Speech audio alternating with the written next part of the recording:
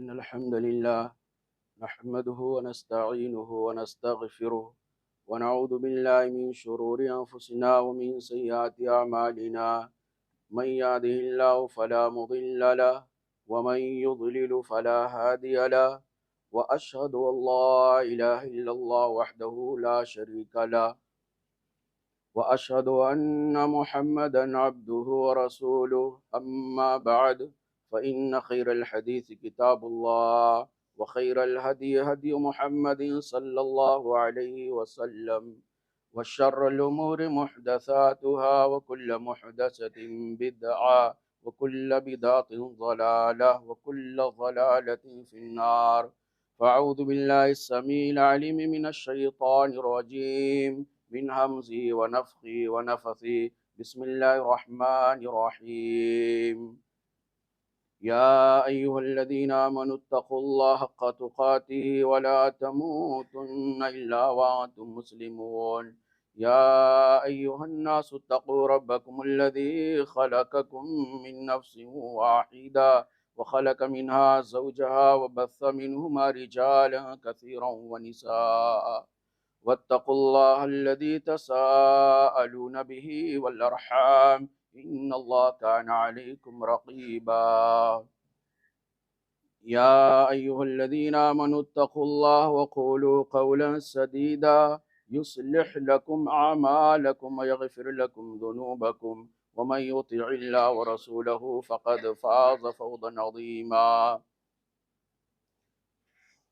وقال النبي صلى الله عليه وسلم إن الله ليملي للظالم حتى إذا أخذه لم يفلته اللهم صل على محمد وعلى آل محمد كما صليت على إبراهيم وعلى آل إبراهيم إنك حميد مجيد اللهم بارك على محمد وعلى آل محمد كما باركت على إبراهيم وعلى آل إبراهيم إنك حميد مجيد محترم بزرگوں، قابل احترام اسلامی نوجوان بھائیوں، پیارے بچوں اور پردہ نشین اسلامی ماں اور بہنوں،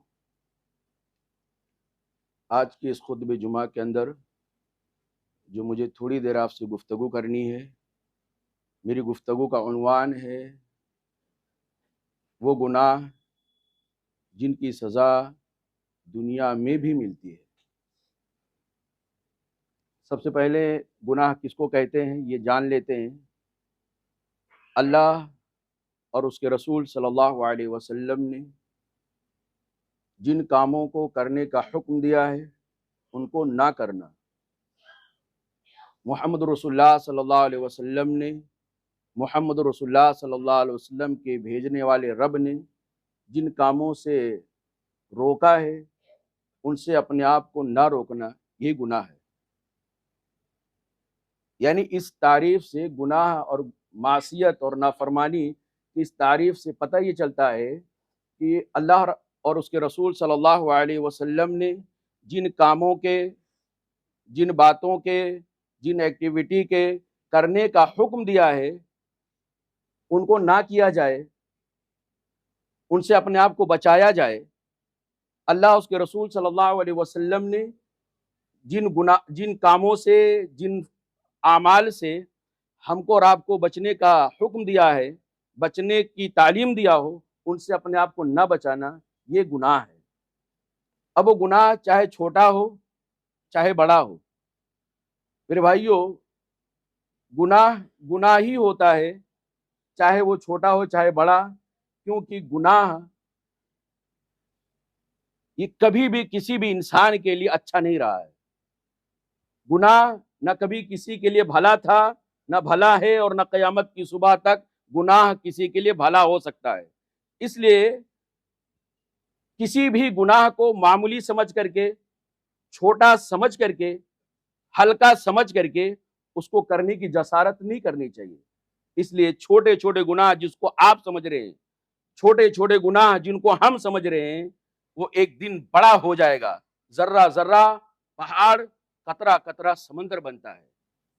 میرے بھائیوں، اللہ کے رسول صلی اللہ علیہ وسلم نے ہم کو اور آپ کو کچھ ایسے گناہ کے کام ایسے بتائے ہیں کہ ان گناہوں کی سزا اسی دنیا کے اندر اللہ رب العالمین نے متعین کیا ہے.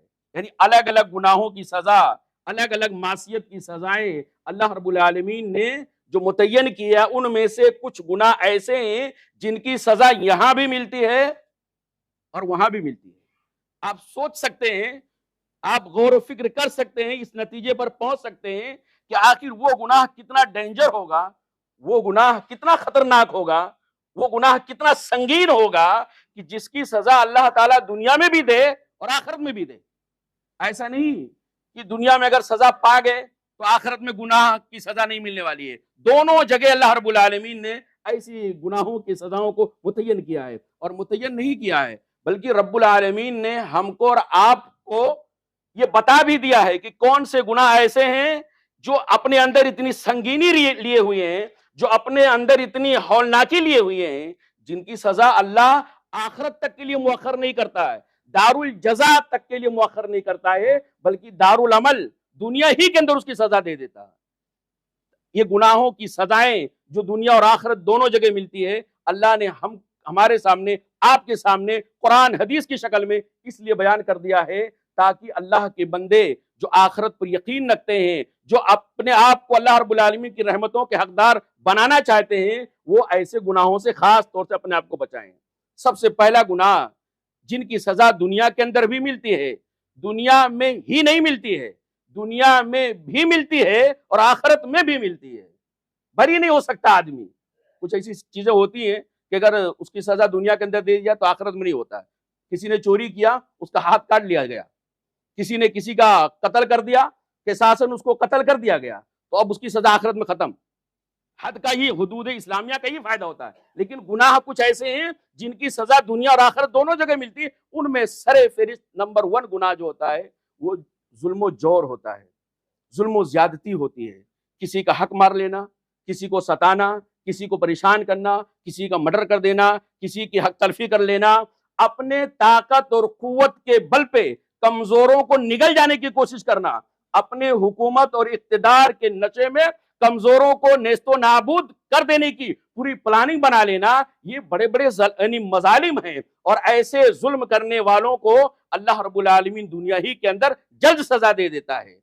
قرآن کریم کے اندر 20 مثالیں اللہ تعالیٰ نے بیان کیا ہے ایسے ظالموں کی جو اپنے زمانے کے واقعی بہت پاور والے تھے، بہت حکومت والے تھے، بہت اقتدار والے تھے، بہت لاؤ لشکر والے تھے، اور وہ اپنے لاؤ لشکر کے نشے میں چکنا چور تھے، اور نہ جانے کتنی جانوں سے وہ لوگ کھلواڑ کر گئے. اللہ تعالیٰ نے ایسے بڑے بڑے ظالموں کے عبرت ناک موت کو قرآن حدیث کے اندر بیان کیا ہے تاکہ آنے والے ہر زمانے کے بڑے بڑے ظالم ان پہلے ظالموں کے انجام کو دیکھ کر کے ظلم و زیادتی سے اپنے آپ کو بچائیں. 20 واقعات میرے بھائیوں، ان میں ایک نمونہ جو ہے، جو عبرت کی موت مرا ہے اور اپنے آپ کو انا ربکم الاعلی کا دعویٰ کرتا تھا کہ میں بڑا ہوں، نہیں بلکہ سب سے بڑا رب میں ہی ہوں. وہ کون تھا؟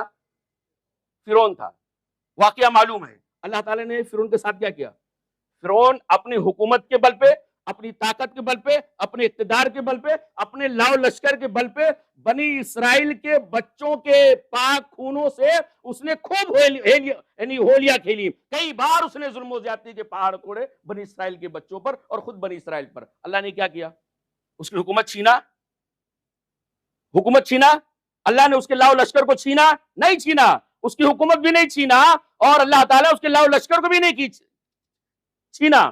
کیا کہ اللہ رب العالمین نے وہ پانی جو انسان کی زندگی نہیں بلکہ تمام جاندار کی زندگی کا لازمہ ہوتا ہے، پانی نہیں تو جان نہیں، پانی جو انسان کی زندگی کا لازمہ ہوتا ہے، اسی پانی کو اس کے موت کا لازمہ بنا دیا.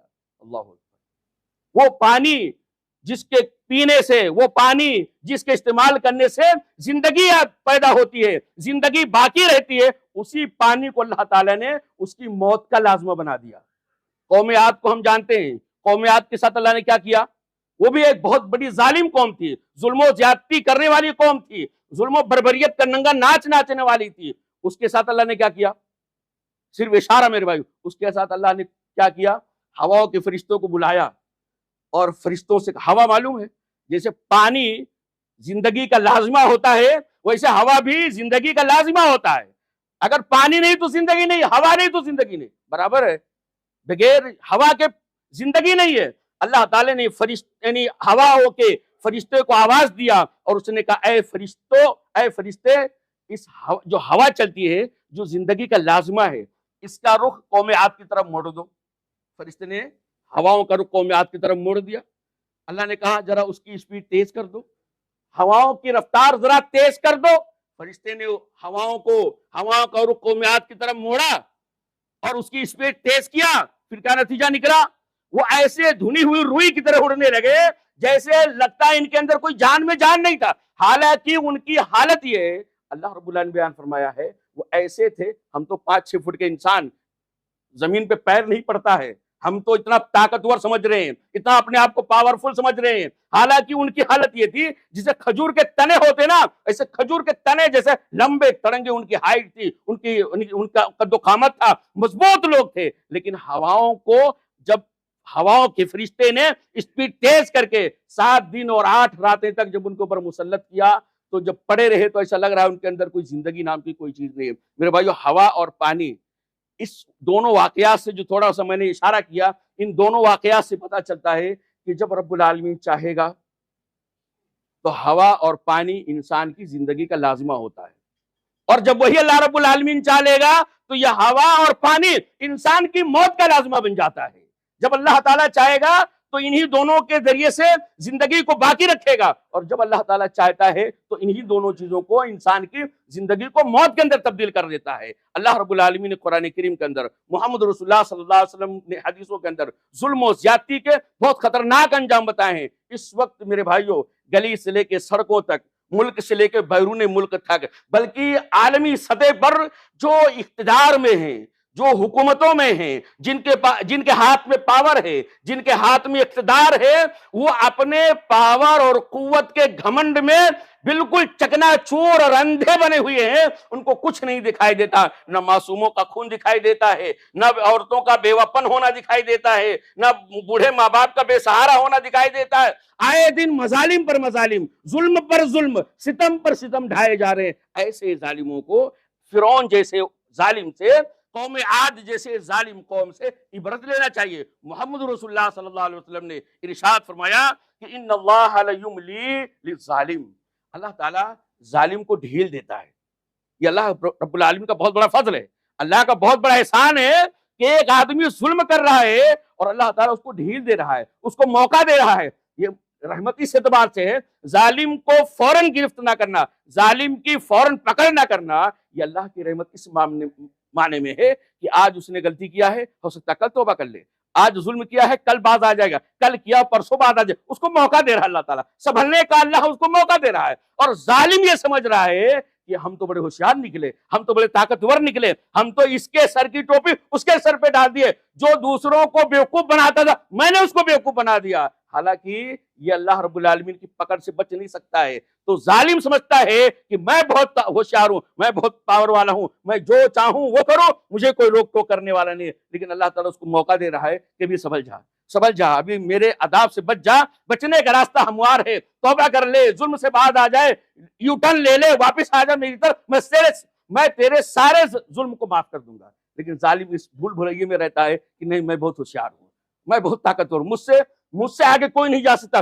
میرا کوئی کچھ نہیں بگاڑ سکتا ہے۔ فرعون بھی یہ سمجھتا تھا، قوم عاد بھی سمجھتی تھی، نمرود بھی سمجھتا تھا، فرعون بھی سمجھتا تھا، شداد بھی سمجھتا تھا، اور اس کے بعد کے بہت سارے حکمران آئے جن کی سلطنت اس وقت کسی کے پاس اتنی بڑی سلطنت نہیں ہے جو پہلے لوگوں کے پاس سلطنتیں تھی، حکومتیں تھی، اقتدار تھی، لیکن آج بھی وہ دنیا کے اندر محفوظ نہیں ہے۔ عبرت کی موت مر گئی۔ اللہ کے رسول صلی اللہ علیہ وسلم کہتے ہیں حتی اذا اخذہ لم یفلتہ، لیکن جب اللہ تعالیٰ ظالم کی پکڑ کرنے پر آتا ہے، اس کو موقع دے کر سنبھالنے کی کوشش کرتا ہے، وہ سنبھلنے کا موقع دیتا ہے، جب وہ نہیں سنبھلتا ہے تو ایک وقت ایسا آتا ہے کہ اللہ تعالیٰ ظالم کو پکڑتا ہے، اور جب اللہ تعالیٰ ظالم کو پکڑتا ہے تو پھر اس کو موقع نہیں دیتا ہے، اس کو سنبھلنے کا موقع نہیں دیتا۔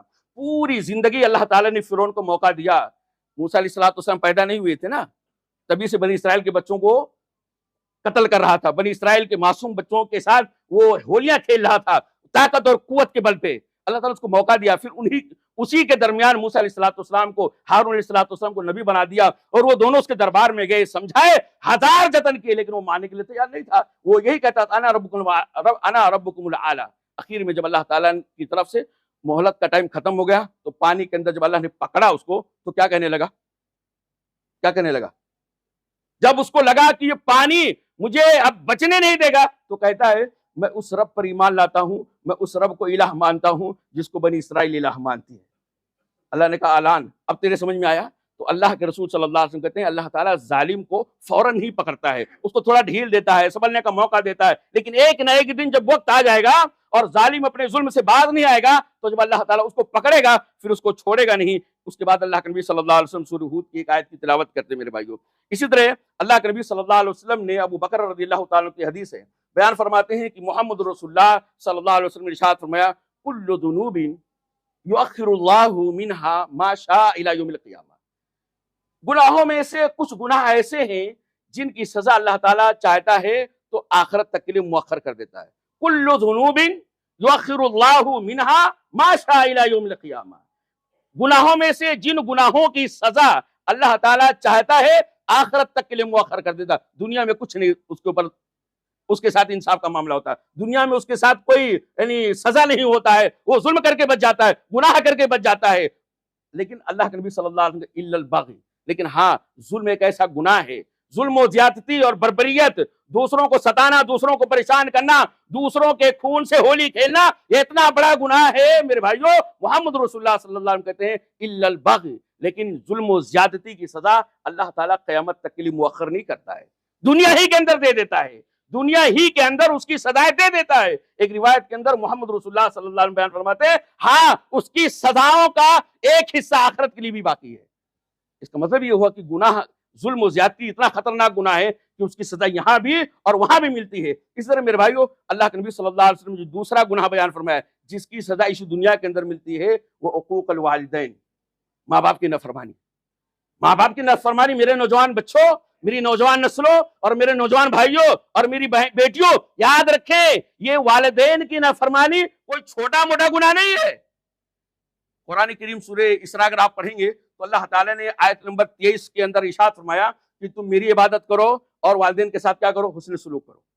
اس کے بعد سب آپ کو معلوم ہے اس ضمن میں اللہ تعالیٰ نے بیان فرمایا کہ اللہ تعالیٰ نے اپنے حق کے ساتھ والدین کے حق کو بیان کیا ہے۔ اس کا مطلب یہ کہ اللہ کی اطاعت کے بعد والدین کی اطاعت بنیادی رکن رکھتا ہے اور بنیادی مقام رکھتا ہے، اس کی حیثیت بہت زیادہ ہے۔ اللہ کے حق کے بعد والدین کا حق آتا ہے، ان کو ڈانٹنا، ان کو جھڑکنا، ان کو مارنا، ان کے ساتھ بدتمیزی کرنا، ان کے ساتھ ہاتھا پائی کی نوبت آنا یہ تو دور کی بات ہے۔ اللہ نے کہا وَلَا تَقُلْ لَهُمَا اف تک نہ کہو، ان کی کسی بات سے ناگوار گزرے، اگر ان کی کوئی بات، اگر ان کی کسی بات کو آپ کو تکلیف ہو تو ان کی وجہ سے آپ اف تک نہ کرو۔ کیا ہے بڈھا، یہ اتنا خطرناک، آپ یہ کہہ دیتے ارے بڈھا، یہ تو بہت بڑا ہوگا، اف تک کہنے کی اجازت نہیں ہے۔ اسی لیے اللہ کے رسول صلی اللہ علیہ وسلم نے بیان فرماتے ہیں کہ یعنی ماں باپ کی نافرمانی کرنا بھی وہ گناہ ہے جس کی سزا اللہ تعالیٰ دنیا ہی کے اندر دے دیتا ہے۔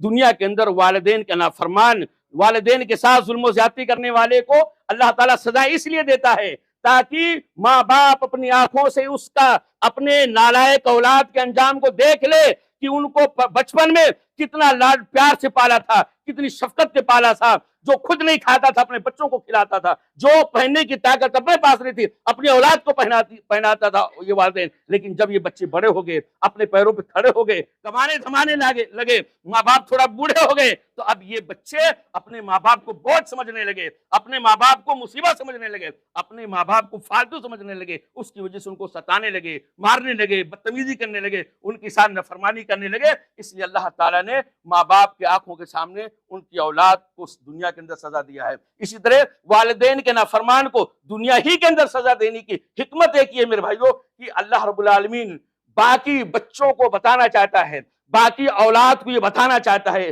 دیکھو تمہارے ماں باپ ہیں، اللہ کی بہت بڑی نعمت ہے، ان کی قدر کرو، ان کے پیروں کے نیچے جنت ہے، ماں کے قدموں تلے جنت ہے، اور باپ اگر راضی ہے تو رب راضی ہے، باپ اگر ناراض ہے تو رب ناراض ہے۔ اتنی اہمیت بتانے کے بعد بھی اگر کوئی آدمی، کوئی اولاد، کوئی بچہ، کوئی بچی اپنے ماں باپ کے ساتھ بدتمیزی کا سلوک کرے، ان کی نافرمانی کرے، ان کے ساتھ بدسلوکی کا معاملہ کرے، یقیناً وہ اس لائق ہے کہ اس کو سزا دی جائے۔ اس لیے اللہ تعالیٰ والدین کے نافرمان کو دنیا ہی کے اندر سزا اس لیے دیتا ہے تاکہ جو دوسرے اولاد ہیں، تاکہ دوسرے جو بچے بچیاں ہیں وہ عبرت کی موتیاں لیں، ایسے ماں باپ کے نافرمان کو سزاؤں کو دیکھ کر کے اپنے آپ کو سنبھالیں، کہیں ایسا نہ ہو کہ اللہ ہم بھی نہ اپنے ماں باپ کی نافرمانی کرنے کے نتیجے میں اللہ کے عذاب سے دوچار ہو جائے میرے بھائیو۔ اسی طرح تیسرا گناہ جس کی سزا اللہ تعالیٰ دنیا ہی کے اندر دیتا ہے وہ ہے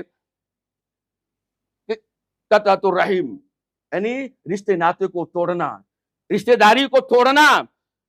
آپ دیکھیں یہ ہمارے سماج کے اندر یہ بہت معمولی گناہ سمجھا جاتا، ہلکا پھلکا گناہ سمجھا جاتا، اور یہ سمجھا جاتا ہے ارے کوئی بات نہیں۔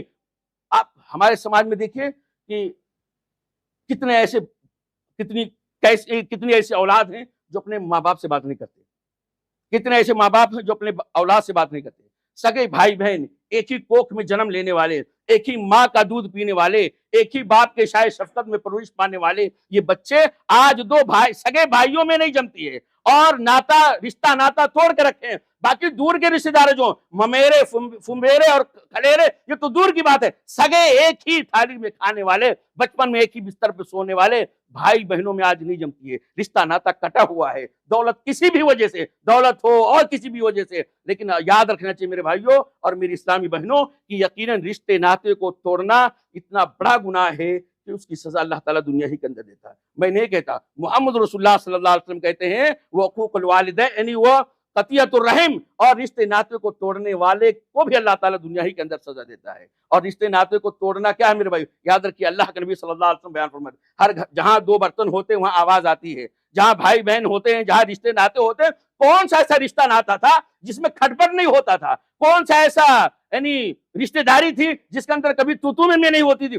تو میں صحابہ کرام کے درمیان بھی ہوئی ہے، صحابہ کرام کے گھروں میں ہوئی ہے، سلف صالحین کے گھروں میں بھی ہوتی تھی، ان کے بھائی بہنوں میں بھی ہوتی تھی۔ ارے اللہ کے بندو، محمد رسول اللہ صلی اللہ علیہ وسلم کے گھر میں بھی میاں بیوی میں کھٹپٹ ہوتا تھا، نہیں ہوتا تھا؟ تو کیا وہ رشتہ ناتا کاٹ کے بیٹھتے تھے؟ قطع تعلقی کر کے بیٹھے تھے؟ بات چیت کرنا بند کر دیے تھے؟ اللہ اکبر۔ انبیاء کرام کے بعد عظیم ترین دو ہستیاں کون ہیں؟ انبیاء کرام کے بعد اس روئے زمین پہ عظیم ترین دو ہستیاں، خلیفہ اول حضرت ابو بکر صدیق رضی اللہ تعالیٰ عنہ، خلیفہ ثانی حضرت عمر رضی اللہ تعالیٰ عنہ۔ جانتے کتنے پائے درجے؟ مجھے ان کا یہ مقام بیان نہیں کرنا ہے، مجھے آپ کو صرف یہ دکھانا ہے کہ اتنے چوٹی کے ایمان کے اعتبار سے مضبوط، تقوی، پرہیزگاری، للہیت، خضوع، تمام صفات کے جامع یہ دونوں کو دونوں تھے۔ اللہ تعالیٰ کو ان سے بڑی محبت تھی، محمد رسول اللہ صلی اللہ علیہ وسلم کو بھی ان سے بڑی محبت تھی۔ ان میں بھی ایک بار ہو گیا، دونوں دوست تھے، دونوں بھائی تھے، اسلامی بھائی تھے، دونوں میں ہو گیا، کیا ہو گیا؟ انبن ہو گئی۔ ایک مجلس کے اندر دونوں میں گفتگو ہوئی، گفتگو تھوڑی تیز ہو گئی، دونوں کی آواز تھوڑی بلند ہو گئی، حضرت عمر رضی اللہ تعالیٰ عنہ کے دل پہ چوٹ لگ گئی، حضرت عمر رضی اللہ تعالیٰ عنہ کے دل پہ چوٹ لگ گئی کہ آج اتنے لوگوں کے سامنے ابو بکر صدیق رضی اللہ تعالیٰ نے مجھ سے اونچی آواز میں بات کیا ہے یا مجھے تکلیف پہنچایا ہے۔ اب غصے میں آ گئے حضرت عمر رضی اللہ تعالیٰ عنہ۔